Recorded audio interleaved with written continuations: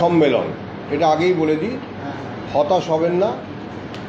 কারণ আজকে কালকের রায়টা আমি পেয়েছি, অবশ্যই দেখেওছি। সংক্ষিপ্ত আলোচনাও হয়েছে আমাদের আইনজীবীদের সঙ্গে, অবশ্যই সরকারের কয়েকজনের সঙ্গেও আলোচনা হয়েছে। কিন্তু মানে এখনও আমরা সঠিক যে কিভাবে কি করতে চলেছি সেটার ব্যাপারে একদম চূড়ান্ত সিদ্ধান্তে উপনীত হইনি। কিছু আমাদের লিগ্যাল ক্ল্যারিফিকেশান যেটা বলে সেটা আমাদের নিতে হবে।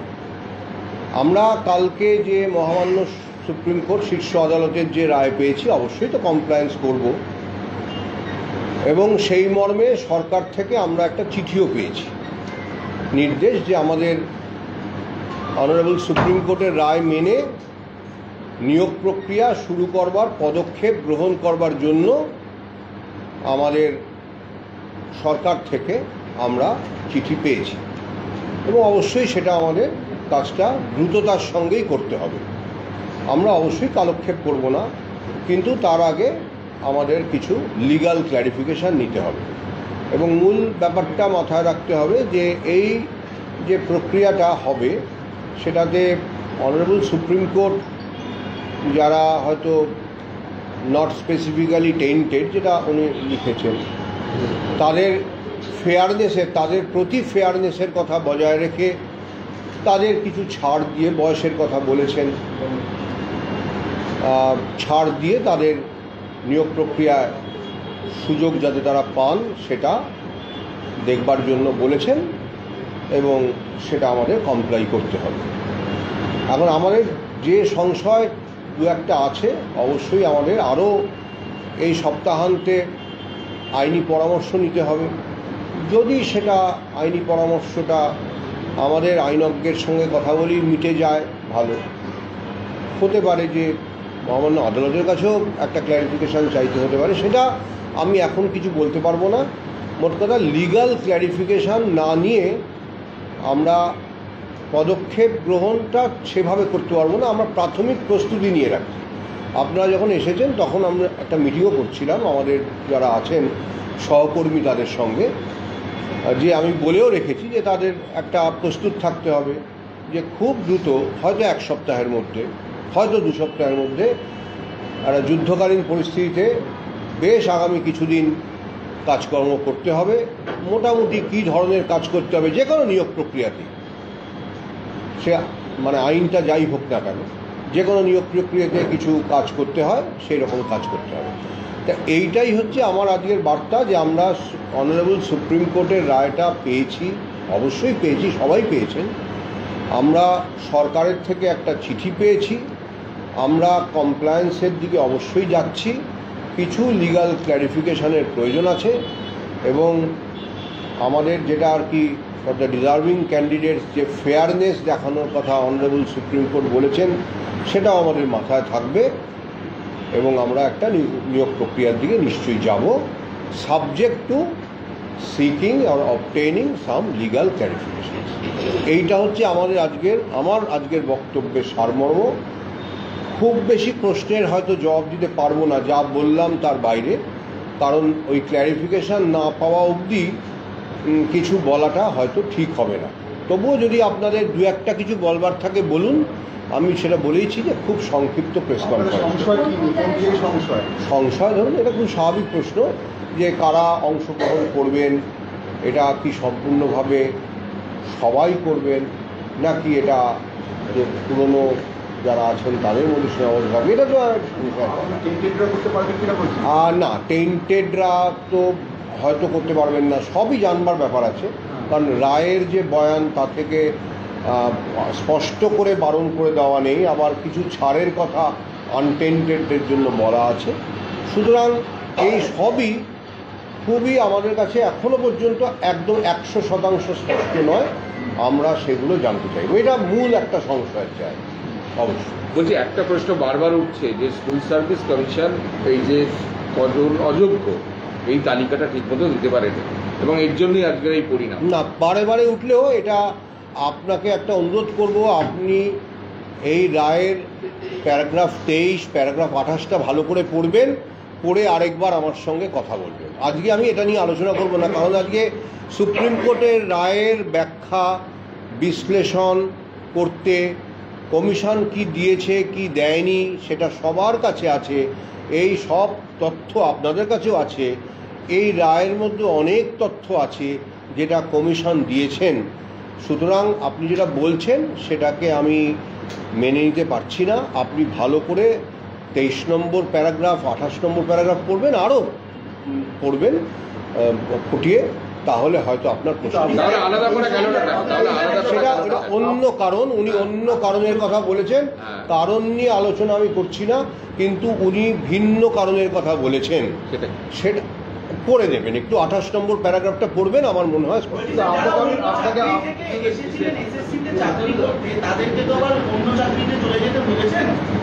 হ্যাঁ তাদের সুযোগ দিয়েছেন।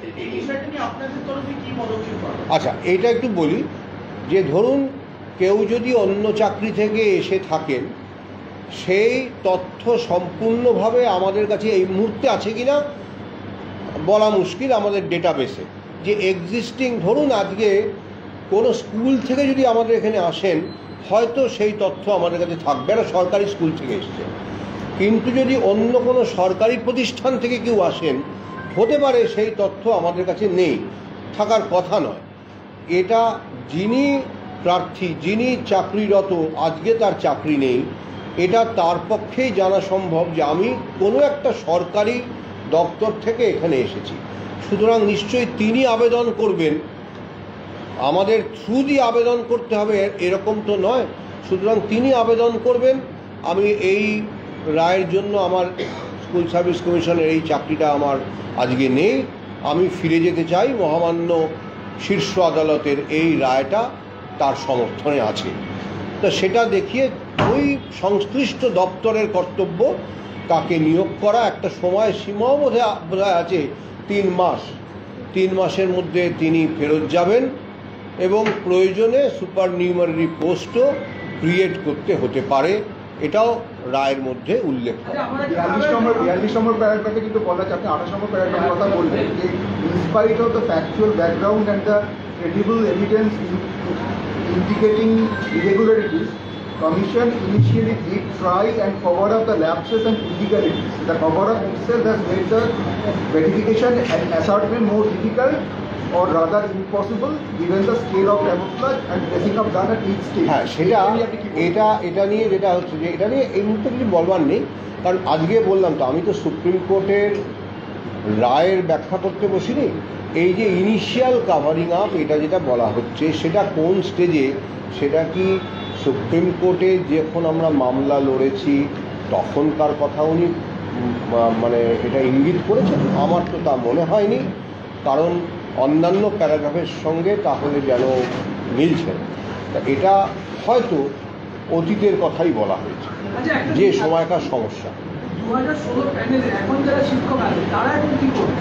তারা কি স্কুলে যাবে? শিক্ষক এটা সম্পূর্ণভাবে এটা সরকারি সিদ্ধান্ত। আমরা রেকমেন্ডিং বা সুপারিশকারী একটি সংস্থা, আমরা সুপারিশ করি, তার বেশি কিছু করি না। সুতরাং এই প্রশ্নের জবাব আমার পক্ষে দেওয়া সম্ভব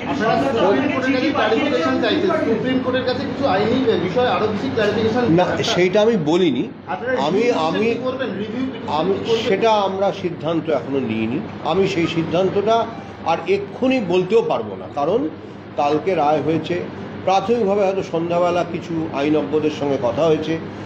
সামনে একটা উইকেন্ড, মানে সপ্তাহান্তের যে 2 দিন, সেই সময় আমরা বসবো ভালো করে, কারণ কালকে সবাই খুব আমরা ব্যস্ততার মধ্যে ছিলাম। একটা রায়, এরকম একটা রায় বেরিয়েছে। সুতরাং কী কী অপশানস আমাদের কাছে আছে সেগুলো আমরা বলতে পারবেন না। কতদিন সময় লাগবে নিয়োগ প্রক্রিয়াটাকে শেষ করতে আপনাদের? কারণ আপনারা তো দীর্ঘদিন ধরে নিয়োগ প্রক্রিয়া করছেন। একটা নিয়োগ প্রক্রিয়া মানে আমি একটা সেক্টর, তার পরীক্ষার্থীর সংখ্যা কত তার উপর নির্ভর করে। আজকে যদি আমি 4টে সেক্টর একসঙ্গে ধরি, আগের বারে 26 লক্ষ পরীক্ষার্থী ছিলেন, তার মধ্যে 22 লক্ষ মতন পরীক্ষায় বসেছিলেন, অর্থাৎ ওএমআরের সংখ্যা কম বেশি 22 লক্ষ ছিল। আজকে আলাদা আলাদা করে যদি সেক্টর ধরি 9, 10 এবং 11, 12 শিক্ষকের যে ক্ষেত্রটা তাতে 3 লাখের মতন ছিল, আর যদি 3 লাখের একটু হয়তো সামান্য কম, আর যদি আমি গ্রুপ সি গ্রুপ ডি দেখি সেটা 18 লাখের বেশি ছিল, যে কারণে বললাম 22 লাখের মতন। 3 আর 18 21 হয়, আর কিছু হাজার হাজার করে সব জায়গায় হয়তো আছে, সেজন্য ওটা 22 লাখের কাছাকাছি। তা 11 ওই যে বললাম 11, 12 9 লাখ মিলে 2,90,000 পরীক্ষা দিয়েছিলেন। হ্যাঁ, এবং আবেদন অবশ্যই তার থেকে বেশি করেছিলেন, দুটো মিলে। 9, 10-এ 1,41,000, 11, 12-এ 1,50,000, আর গ্রুপ সি গ্রুপ ডিতে 18 লাখের থেকে কিছুটা বেশি, হাজারগুলি আমার মনে নেই, হাজারের সংখ্যাটাই বলতে পারলাম। তা সব মিলে 22 লক্ষর কাছাকাছি। তা 22 লক্ষের একসঙ্গে নিয়োগ প্রক্রিয়া চালাতে যা সময় লাগে, স্বাভাবিক সেটা বহুগুণ যদি আমি শুধু 1.5 লাখ, শুধু 3 লাখের নিয়োগ প্রক্রিয়া চালাই। সুতরাং কত প্রার্থী, একটা সেক্টর বা দুটো সেক্টর চালাচ্ছি না একসঙ্গে 4টে সেক্টর চালাচ্ছি, এই সবের ওপর নির্ভর করে নিয়োগ প্রক্রিয়া কতদিন চলবে। যদি আমি না 3 মাসের কথাটা রায় উল্লেখ নেই, 3 মাসে কখনোই সেটা সম্ভব নয়, রায়ে সেটা যথার্থভাবেই উল্লেখ নেই। 3 মাসের কথা সেটা 3 মাসটা এখানে বলেনি। না না, সেটাই বললাম, আমাদের যা সংশয় আছে সেটা, এটা একটা সংশয়ের মধ্যে যেমন একটা বলা হলো, সেটা আমরা অবশ্যই এটা মানে আইনি পরামর্শ অলরেডি নিয়েছি, ইতিমধ্যে নিয়েছি কালকে, কিন্তু কিন্তু কিন্তু এখনো সম্পূর্ণ চূড়ান্ত সিদ্ধান্তে যায়। কোনটা বলতে পারবো না, স্যালারির ব্যাপারটা কমিশন দেখে না, কমিশন স্যালারিও দেয় না, কমিশন নিয়োগকর্তাও নয়, এই প্রশ্ন আমাকে করা কোনটা না, এটা তো সম্ভব নয়, কখনোই সম্ভব নয়। বলি 3 মাসের মধ্যে নিয়োগ প্রক্রিয়াটা কি সম্ভব? মানে এই 22 লক্ষ, আমি তো বললাম যে 3 মাসের মধ্যে, এটা লেখাও নেই, এবং 3 মাসের মধ্যে নিয়োগ প্রক্রিয়া, এটা প্রক্রিয়াটা সম্ভব, 22 লক্ষের প্রক্রিয়া সম্ভব করা। পরীক্ষা নেওয়া নিশ্চয়ই বিজ্ঞপ্তি, কিছু পদক্ষেপ নেওয়া যেতে পারে। যখন একজন বলছেন যে 3 মাসের মধ্যে নিয়োগ প্রক্রিয়া করো, এটা সবাই বোঝেন যে কোনো নিয়োগ প্রক্রিয়ায় 3 মাসে শেষ হতে পারে না, কারণ পরীক্ষা নিতে হয়, পরীক্ষা নিয়ে তারপরে তার ফলাফল পাবলিশ করার পরে ইন্টারভিউ নিতে হয়। তাহলে কত ইন্টারভিউ নিতে হতে পারে, তাহলে অত ইন্টারভিউ নেওয়া, তারপরে প্যানেল পাবলিশ করা, তারপরে তার কাউন্সেলিং করা, একটা নয় একাধিক। প্যানেলের মেয়াদ থাকে 1 বছর, সুতরাং এটা যে সম্ভব নয়, সেটা প্যানেলের মেয়াদও তো 1 বছর থাকে। তা ঠিক আছে, ধন্যবাদ। আমাদের চিঠি পাঠিয়েছেন যে ইতিমধ্যে, মানে চিঠিটা যে বললাম, আমি বললাম তো যে অনারেবল সুপ্রিম কোর্টের রায়টাকে কমপ্লাই করে ডিজার্ভিং ক্যান্ডিডেটদের প্রতি যে ফেয়ারনেস সেটা বজায় রেখে, মানে তাদের যাতে সুযোগ যারা পাবেন আর কি, সেটা করে যাতে আমরা দ্রুত পদক্ষেপ গ্রহণ করি, সেই বার্তাই এসছে সরকার।